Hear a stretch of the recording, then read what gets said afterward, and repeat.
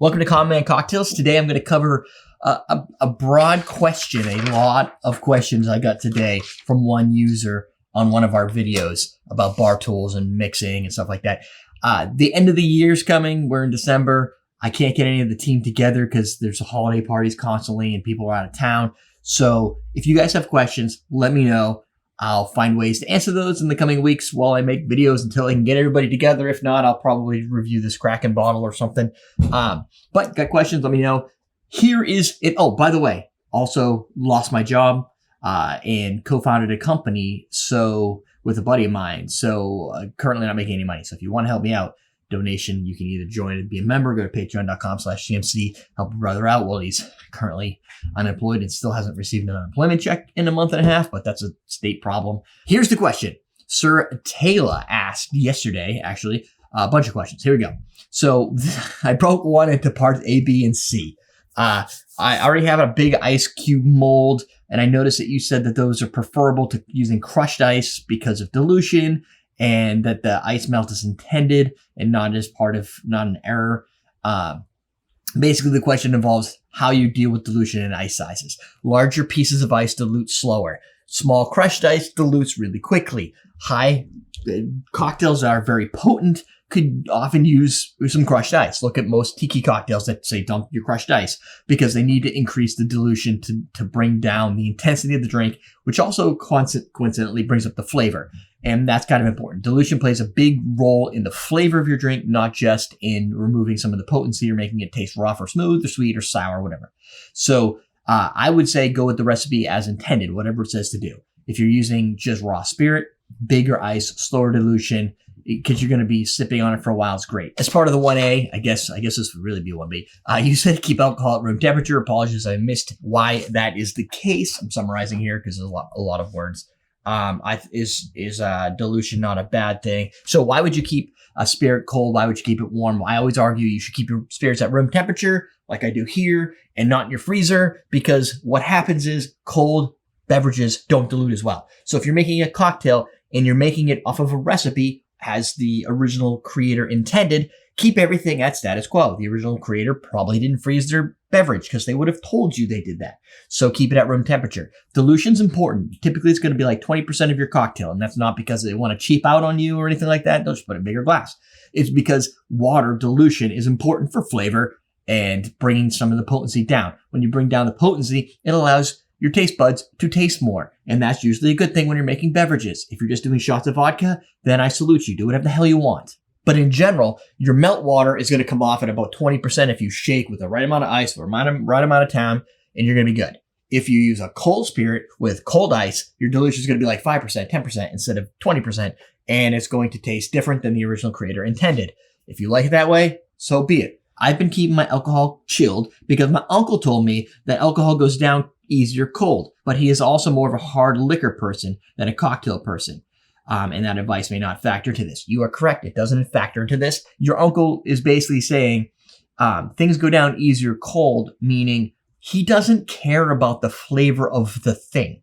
He's just trying to get a quick buzz. And if that's your goal, it's not what our channel is really about, but if that's what you want to do, you can do it. If you take this 35% alcohol Kraken and you put it in the refrigerator or the freezer or outside in the wintertime, the water is going to might freeze a little bit near the top, or it's going to get slushy because it's not as high proof.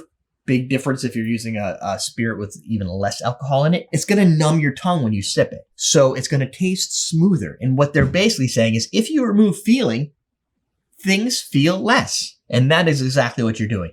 The cold is making the taste go down. So you're not tasting the flavor of the Kraken. So if you're drinking something you don't like, sure, by all means, freeze it. This is probably why The Rock recommends freezing his tequila, because he knows it's subpar compared to other higher end tequilas. And by freezing it, it makes it easier to drink. No knock on The Rock. This is what celebrities do. And some of them don't understand why they shouldn't be doing those things.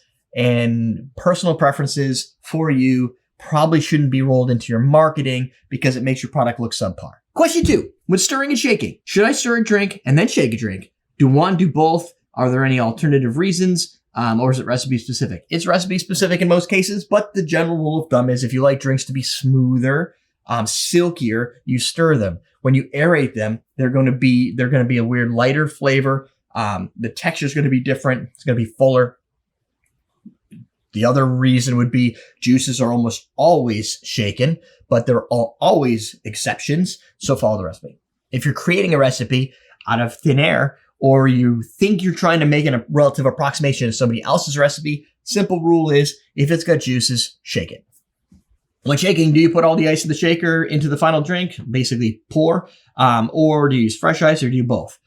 Recipe specific in most cases. Some tiki drinks say dump into the drink. Most recipes say strain over fresh ice, or if they don't say anything, assume strain over fresh ice, because half the ice has already been, the energy of that ice has been used to make the drink cold.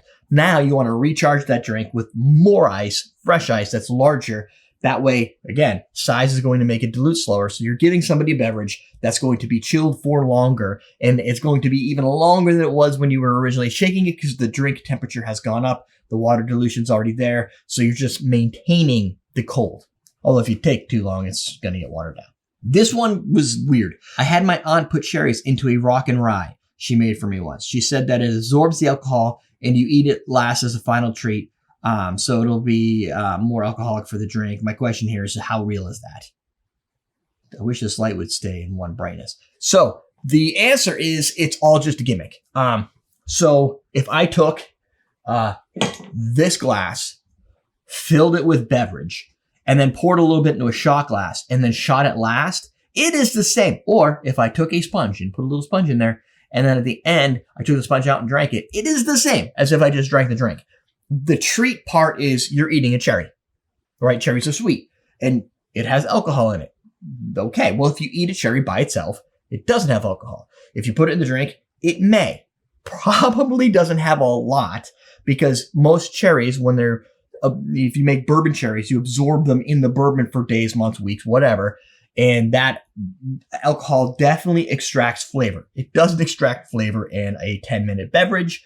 But yeah, sure, a little bit's going to sit in the cherry. And when you eat the cherry, it's going to have sweet flavor and the taste of your cocktail. So if that is a treat for you, by all means, enjoy it. There's no reason not to. I prefer cherries because I think of those as the treat. It's not making my drink more potent because there's no additional alcohol being added. It's just some of it's in the cherry. And the follow-up question is, are there specific cherries or different types of fruits you use? It's basically based on the cocktail itself. If the cocktail doesn't call for garnish, put whatever you want. Most people do lemons, limes, cherries, or things that either look good, have a counter color, that's not the right word, accenting the one that's there, or completely the opposite, like pineapples and cherries. That looks good. Strawberries and a strawberry daiquiri also looks good, even though one's a pink and a red. It's just a personal preference, or it's a key indicator of what the flavor is going to be to kind of help you out. When you see strawberries on a beverage, you think it's going to be a little sweet. If you see lemons on a beverage, you think it's going to be a little sour. It's kind of a good signal. Plus, the aroma from the garnish may help enhance some of the original taste experience, and that's fun too. Do recipes typically have this all figured out and include what they want in the recipe? Typically. If not, add whatever you want.